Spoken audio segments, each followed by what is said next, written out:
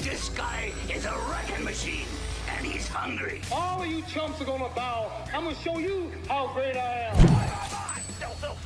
Money. You're listening to The Real Estate Debate with Mr. Credit on AM 760 KFMB. If you'd like to contact Mr. Credit, visit mrcredit.org. All right, welcome to The Real Estate Debate, where we debate the hottest topics in San Diego real estate and guarantee to make you smarter than everyone else. Mr. Credit here, your host, and co-hosting and judging with me today.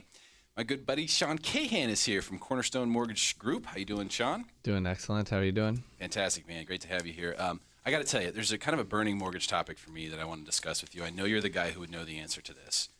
But we've kind of all thought that we're safe. This real estate market is safe because the mortgages are difficult to get. So, you have to fully qualify. People need all this documentation. People are, crying about how hard it is to get a mortgage sometimes. But then we see this article in DS News where the Department of Justice is actually suing Quicken Loans because of back-end fraud. In other words, they're still doing government loans, which are fully qualified loans, but in their own house and under their own roof, they are manipulating documents, making exceptions, and essentially breaking the rules and funding loans that are insured by the government. So my question to you is this, Sean. Is the safety appearance in the mortgage world a mirage right now? Is there really something to be concerned about with what's happening on the backside of the mortgage world?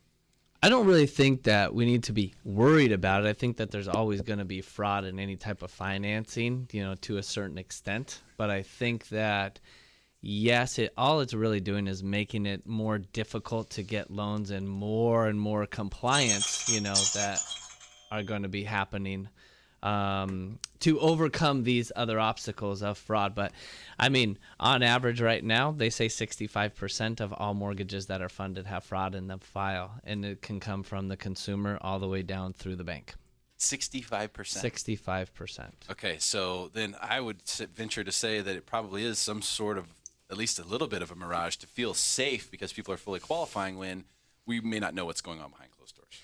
But a fraud can also be so much as, did the person tell you, when they actually filed their tax returns? Like, that is actually all classified into the fraud. So until they come down and say, okay, there was fraud on the actual bank statements or rewriting, returns and something like that, we do check with the 4506 or a transcript. But now even banks are coming out and saying transcripts are not required in the file. So there's another step of fraud because people are writing off 2106 or unreimbursed business expenses, and now they're not being used in underwriting at all times. Wow. So you have to be careful. Man, that's just, that's an incredible, I knew you would know the answer. That Sean the Mortgage Geek, we call him, Sean Cahan with Cornerstone Mortgage Group, has been doing an amazing job in the mortgage industry here in San Diego for many years now, running a very clean shop. So we need more guys like you, Sean, in the business to make sure that we don't have a problem down the road. If Cool. you're looking Thank to you. buy a home or refinance your home, you should call Sean directly at 619-519-3780. It's 619-519-3780. You ready to meet today's contestants? Yes, that'd be great. Okay. Well, this is not your first time on the show, but Nate Robinson is here from Solutions Real Estate and NateCaresForYou.com. You were here for the charity challenge, man. Yes, I was. It was a great time there. Great time. We raised a bunch of money for some good causes. I know you're going to be doing another outdoor movie night for hunger coming up here in July.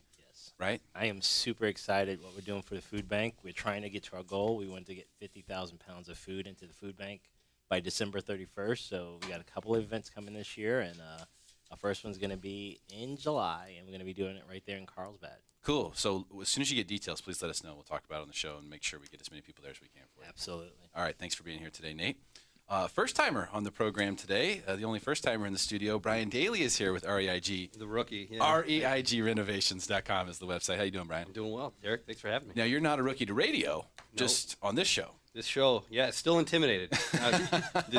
This rapid fire segment has got me on edge. So, we'll see how I do. Well, I'm sure you'll do well, and thank you so much for being here today, my friend. Also, not a first timer on the show, an almost winner of the real estate debate in the past. Scott Ryan is here with Caldwell Banker and ScottSellsScriptsRanch.com. What's up, man? Hey, how you doing, Derek? Thanks for having me. Now, did you learn anything from the first time you were on the show? Anything you're going to do differently today? I can't give away my secrets, but I have a plan.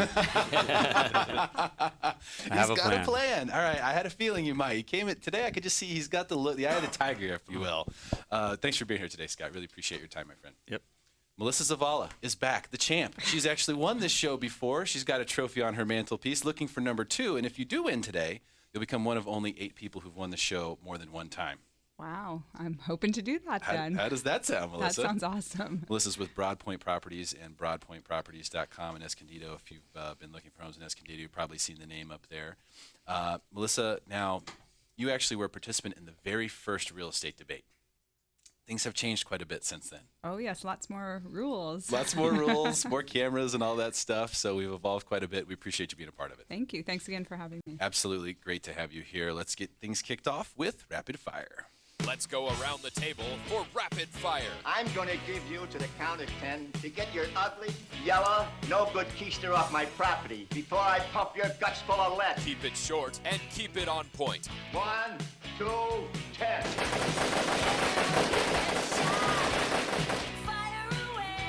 Keep the change, you filthy animals.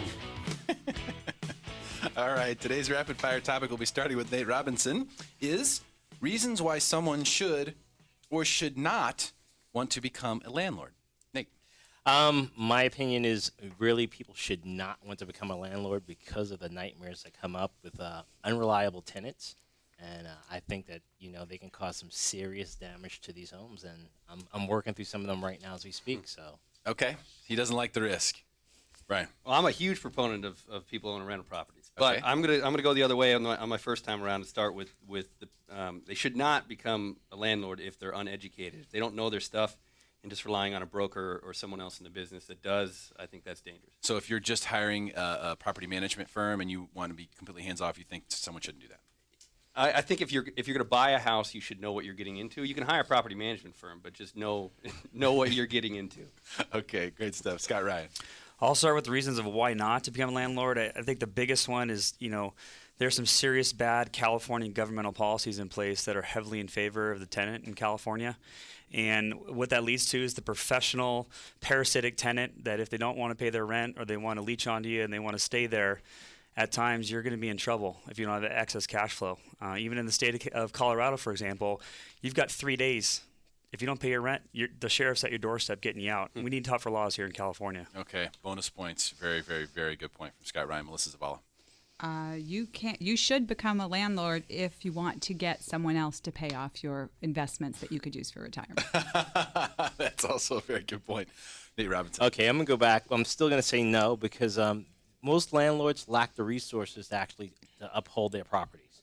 They don't have the right, painters, plumbers, as well as electricians that are available to actually take care of the work. If they don't have the experience to do the work, they're going to actually end up paying a lot of money, paying retail to get their homes. Could cost you money. Okay, and right now we're in a rapid fire segment of today's real estate debate. The rapid fire topic is reasons why someone should or should not want to become a landlord. Ryan Daly. I'm going to yes.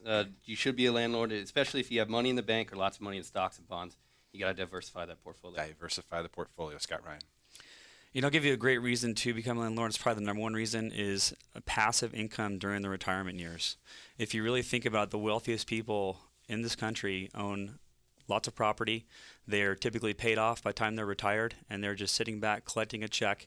They usually have their systems down by then, and they're not getting snubbed by the unruly tenant and having a lot of vacancies. So passive retirement income is my number one reason. Huge. Melissa Zavala. You should become a landlord if you're looking for a part-time job that drags on your family time when you have to handle calls in the middle of the night. And, of course, if you've got good handyman skills, then you should become a landlord. There you go. Yeah, you might. Those might come in handy. That might save you some money as well. Nate Robinson. Okay, I'm going to come back, and I'm going to still stay. I'm fighting this because, again, I just don't agree. There's just too many points of loss, and for most owners, their real estate is probably one of the most valuable pieces or one of the most valuable assets. And when you put that valuable asset in someone else's hands, you're leaving yourself open to, again, quite a bit of loss. So we're dealing with a $23,000 loss right now on a particular property, and I'm just black mold, the works. So yeah. There's no question. Bad things can happen, for sure. Brian Daly. I'm going back to should. You should be a landlord, especially if you can't afford to live where you want to live, you can't afford to buy where you want to live, I'm going to say, and you have the money to go buy a house, but go buy where you don't want to live, where it makes sense as a rental property, get that passive income, and live where you want. Gotcha. Oh, okay, so you're still owning real estate. You're saying maybe rent somewhere, Yeah. but own real estate over here where you can afford to buy. Exactly. I know a lot of people that they can't afford to live where they want to live, but they can't afford to buy a house. They can't afford to buy a house, not exactly where they want to live, but they could rent where they want to live. Yep. Best of both worlds. I like that. Good stuff. Scott Ryan. I'll give you another reason to become a landlord.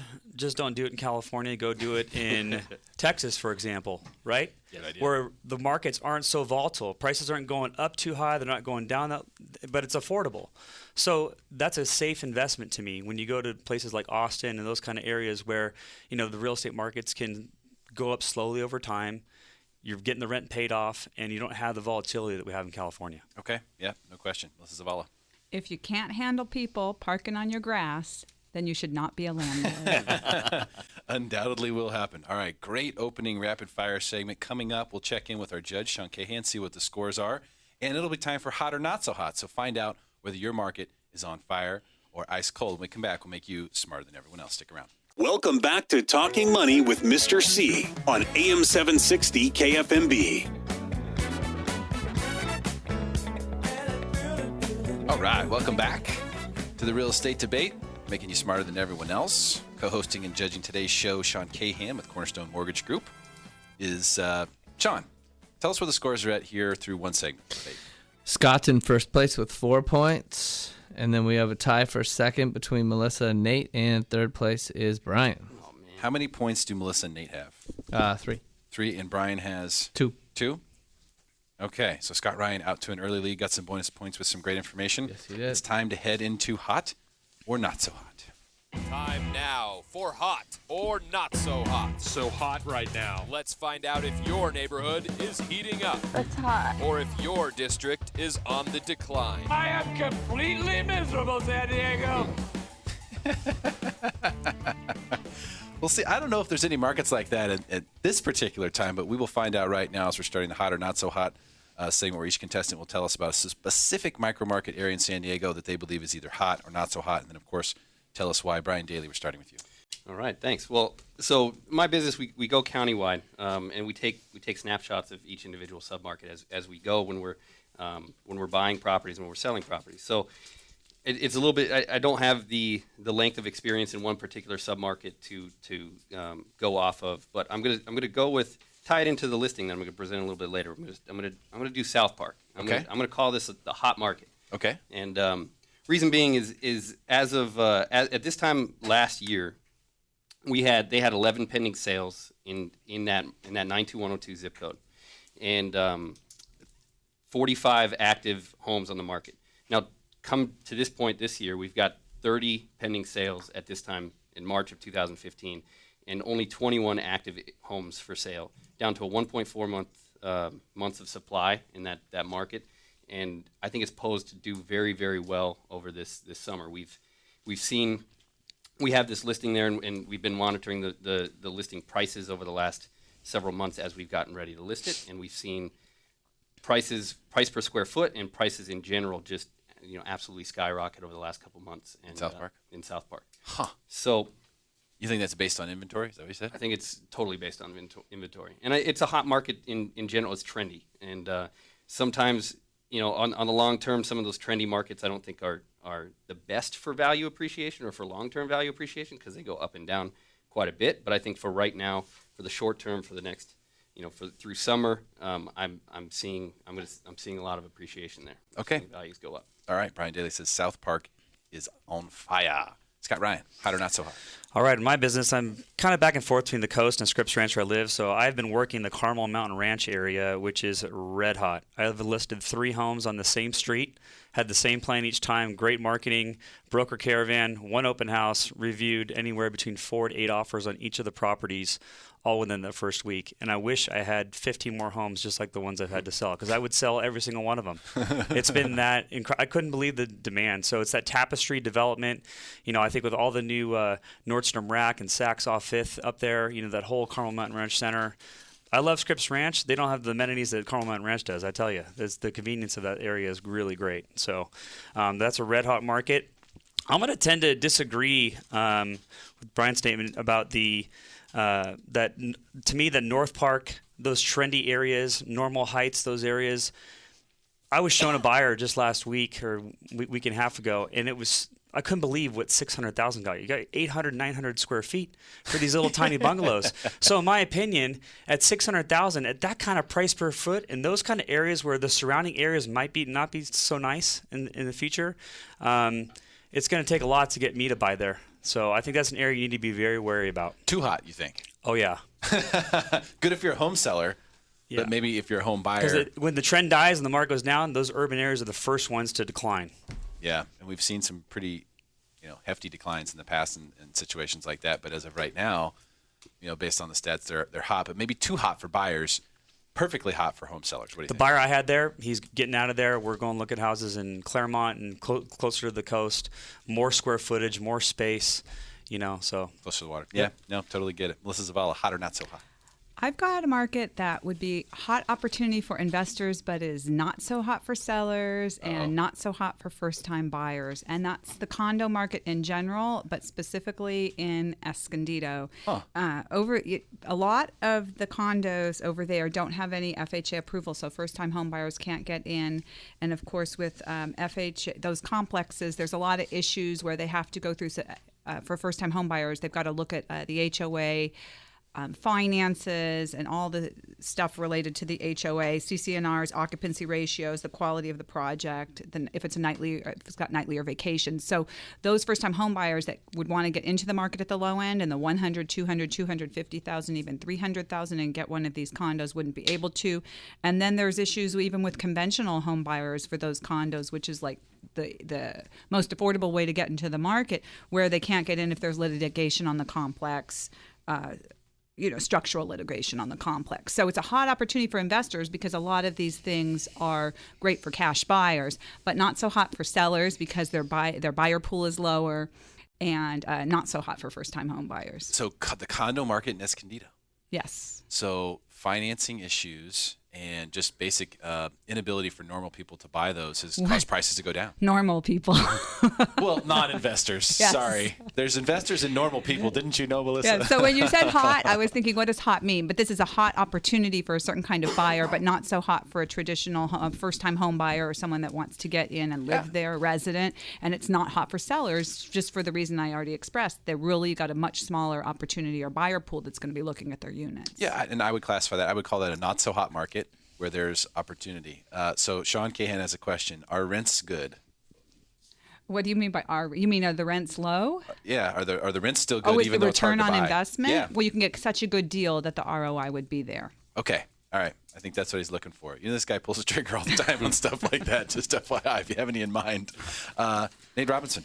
Okay. You ready for me? Yeah. Okay.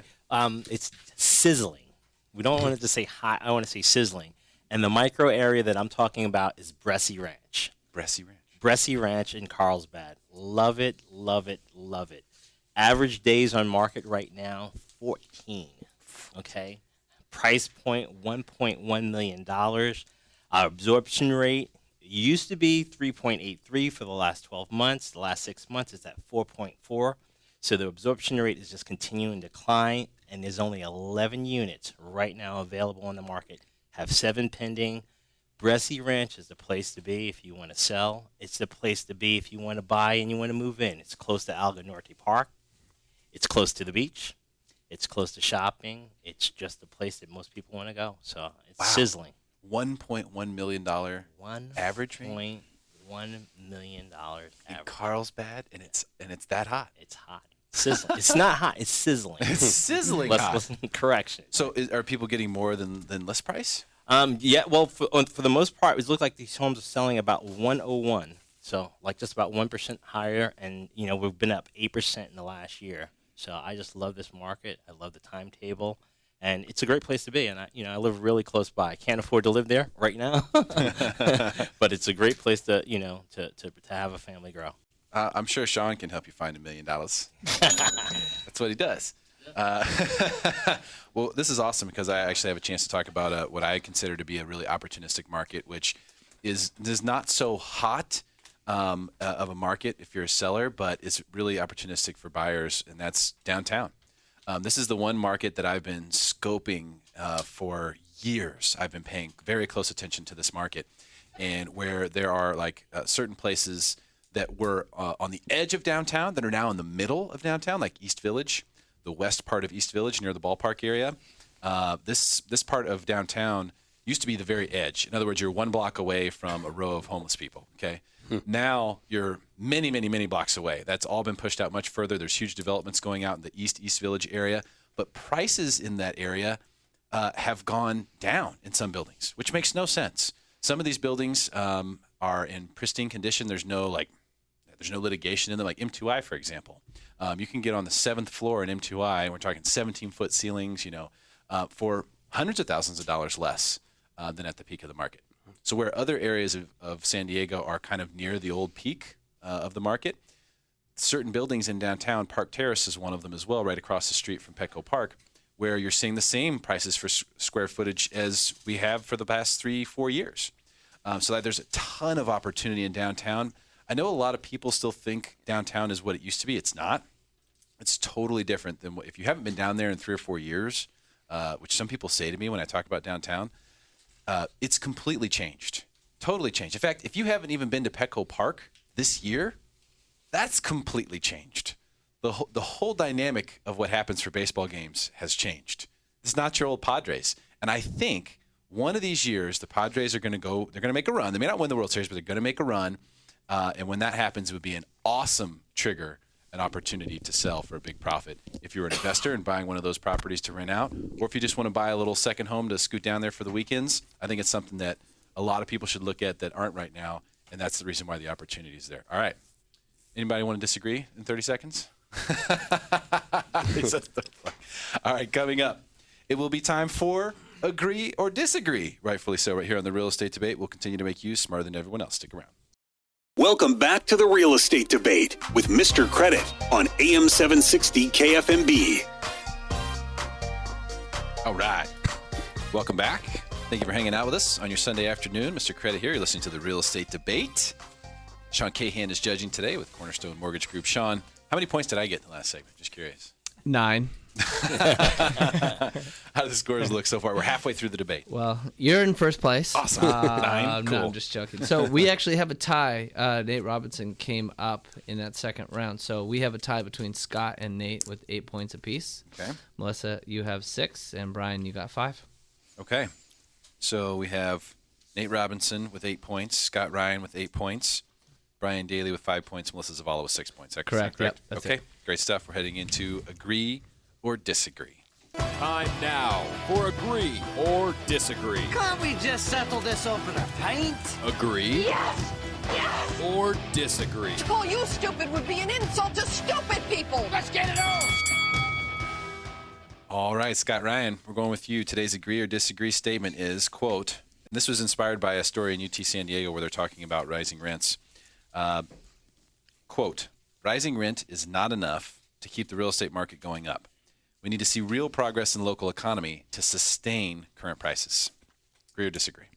I'm going to have to disagree. I think that the economy is very good right now. It's very healthy. You drive around your neighborhood, look at the number of people spending money on their homes. It amazes me what people are going through right now and fixing up their homes, landscape, that sort of thing. I think that this market right now is actually being propped up, based on the affordability with rates. Rates are the key indicator right now that are causing people to buy. It's not because rents are going up. So I think that as long as rates stay low, people are buying for the long term. They want to move up to a better property, or maybe they want to downsize. I can't count the number of times that I've listed a single-story home. I've met buyers that are they have the big house, they want to sell, they want to downsize, they want to stay the long term and take advantage of low rates. Okay, so low rates is it. It has nothing to do with rents. You say don't worry about it. Correct. Okay, as long as rents stay low, we'll be good, according to Scott Ryan. This is Zavala. I agree with Scott. It does. Interest rates do have they're a big factor. I think that as long as they're low, the affordability is a lot better. But I think there's another factor that's playing into this, and it's the fact that the Great Recession really started in 2007 and then 2008, and we fell deeper and deeper in until about 2011. But now the waiting periods for significant adverse credit events or derogatory credit events, a lot of people are through that and can buy again. So I think that that's also pumping up the market. So we've got low interest rates, and then we've got like conventional home buyers that maybe had a foreclosure or, a short sale particularly, or a deed in lieu of foreclosure. Their waiting period was 4 years or 2 years with extenuating extenuating circumstances. If they did it in 2008, 2009, 2010, even 2011, they can now buy again. So we've got this whole other group of people, hundreds of thousands of people that did short sales or were foreclosed upon that are now in the buying pool again. Okay, so you think that those people coming back into the marketplace is what's really keeping things going? I wouldn't say that's one factor. I think interest rates is another. And of course, as far as the article went, it was interesting that Marcus and Millikamp reported that the average rent increase in San Diego County was up 5.3% over last year. But it's really sad because the Bureau of Labor Statistics said that the wages have increased less than 1%. So we've really got this huge disparity. So that was really jarring. So I think the fact that the interest rates are still low, combined with the fact that these people can re-enter now from their derogatory credit events, that makes like a really good cauldron of, or the stars are aligned, let me just say. It's a good mix. Yes. Okay, very good stuff from Melissa Zavala. Nate Robinson.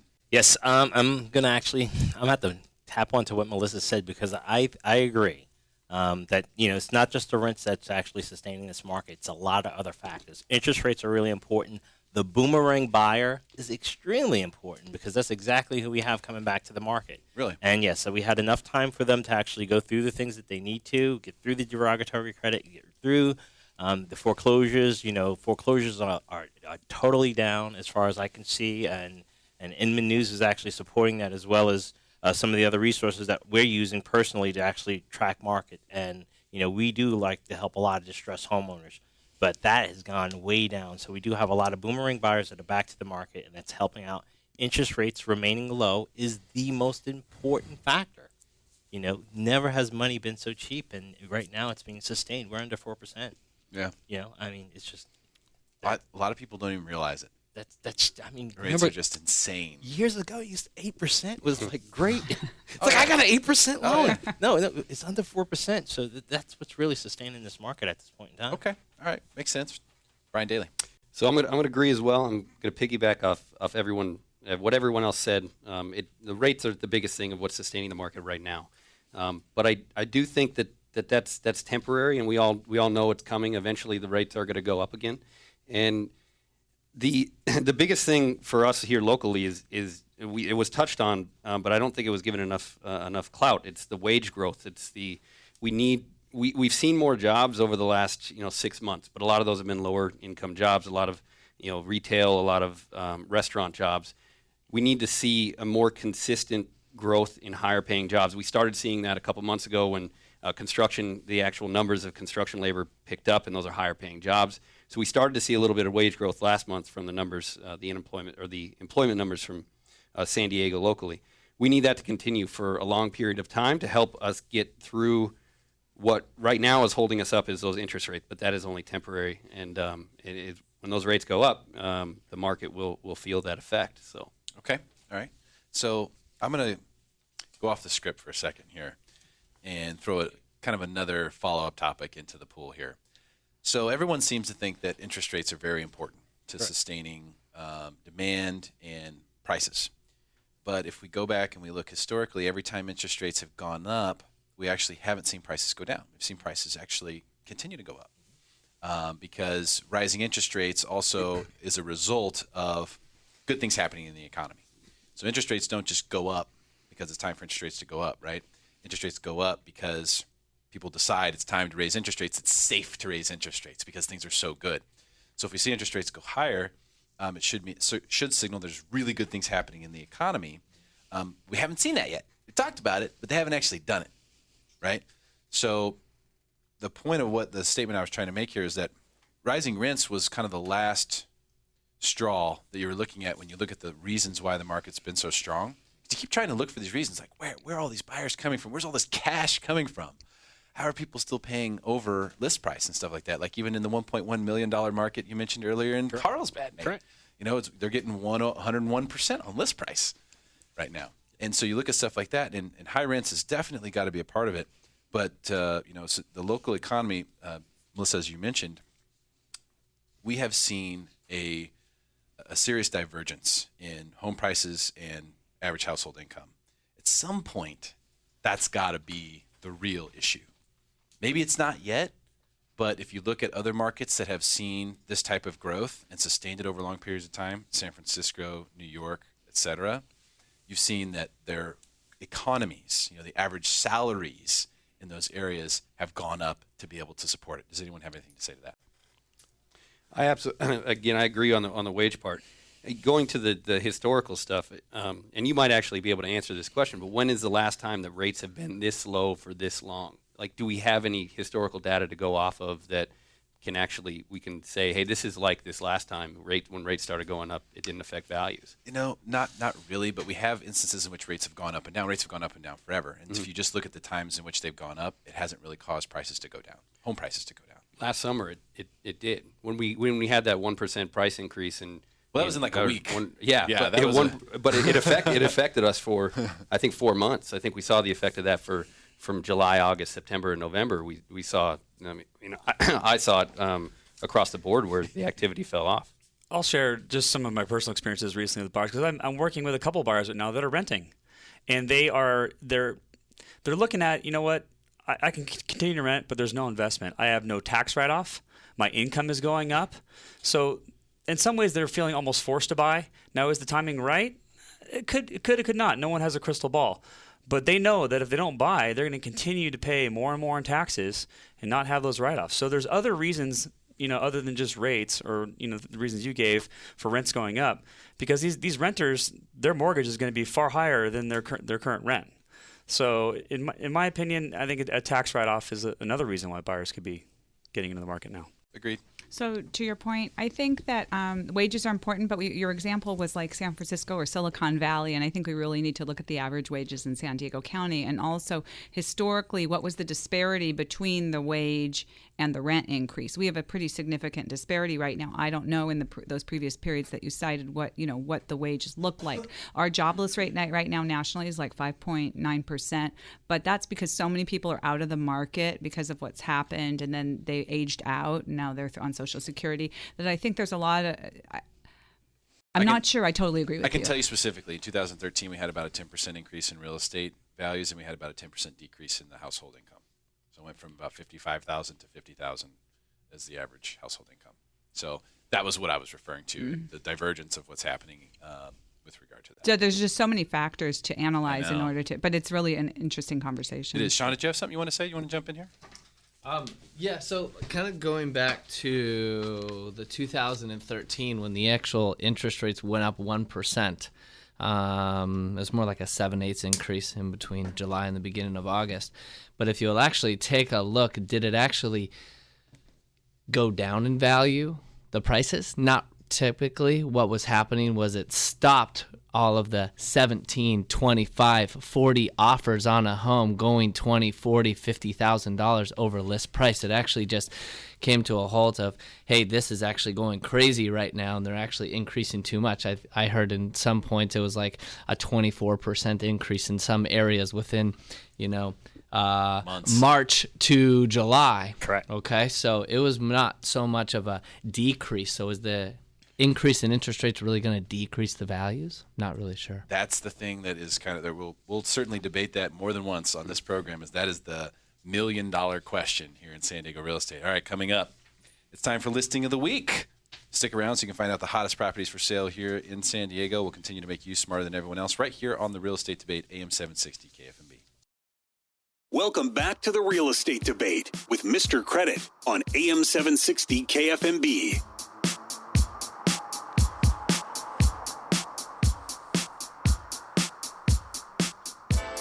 All right, welcome back to the Real Estate Debate. Mr. Credit here, your host. It's time for the win. Who will walk away with the Golden Microphone Trophy today? Will it be Nate Robinson with Solutions Real Estate, Brian Daly with REIG Renovations, Scott Ryan with Caldwell Banker, or Melissa Zavala with Broadpoint Properties getting her second Golden Microphone Trophy? Before we head into listing of the week, our judge, Sean Cahan from the Cornerstone Mortgage Group, is here to give us the scores. What's going on, Sean? 3/4 We still have a tie for first. We have a tie between Nate and Scott still at 11 points apiece. All right. Melissa only 1 point behind with 10. Wow. And then Brian is at 8 points right now. So Okay. it's really kind of anyone's game. Still anyone's game.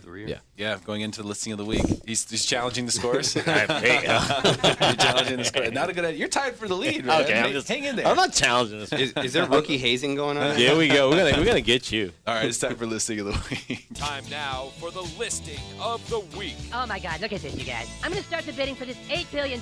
Here's your chance to pitch us your most prized property. Go ahead, make my day.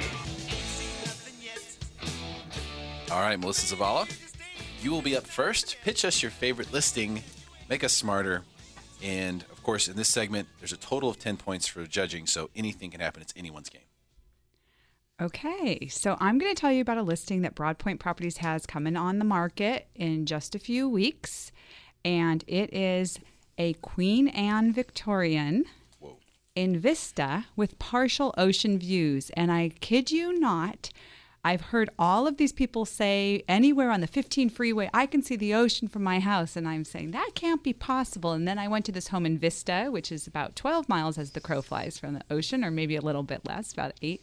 And I could see the ocean from this house. Really? It is truly a Queen Anne Victorian with no detail that has been overlooked. Even the slate roof each piece is hand carved.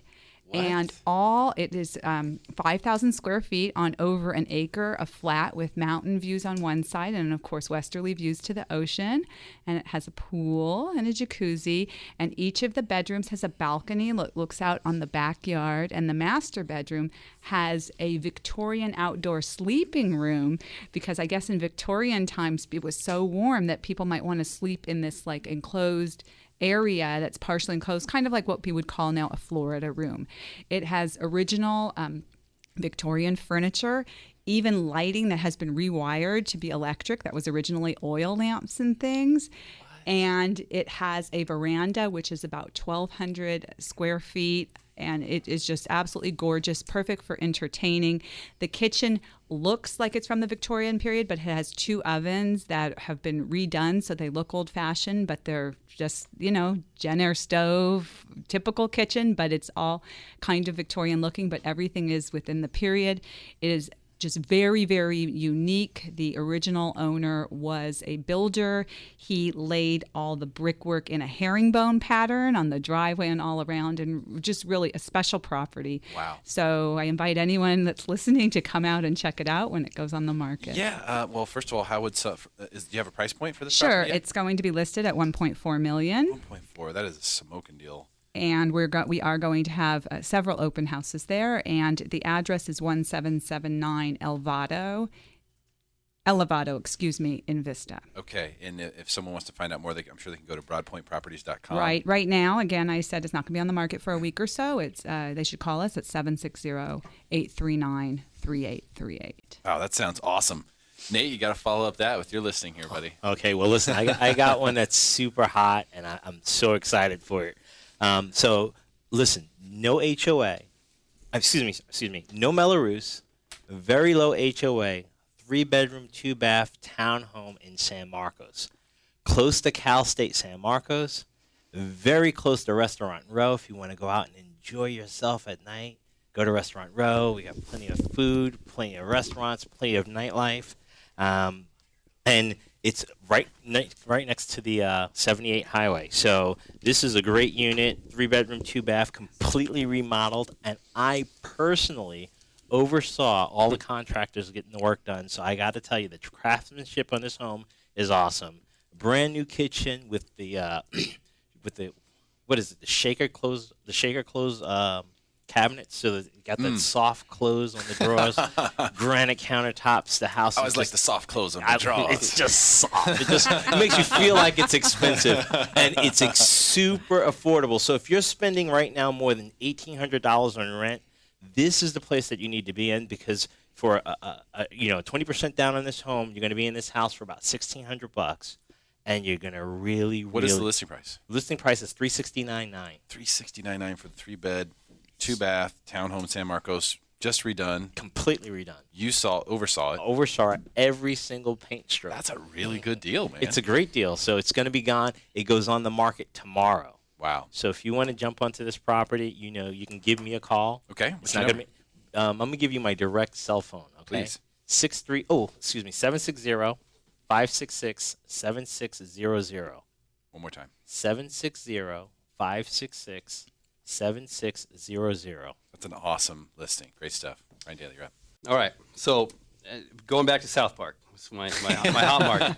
We're back there again. So it truly is a one of a kind home that's available in South Park. It's a completely redone Craftsman to the original style. It used to be about 900 square feet, and so the front of the house has got that beautiful, that classic Craftsman look. And then we did an addition. So we got about 1,600 feet total now, 3 bedrooms, 2 bath.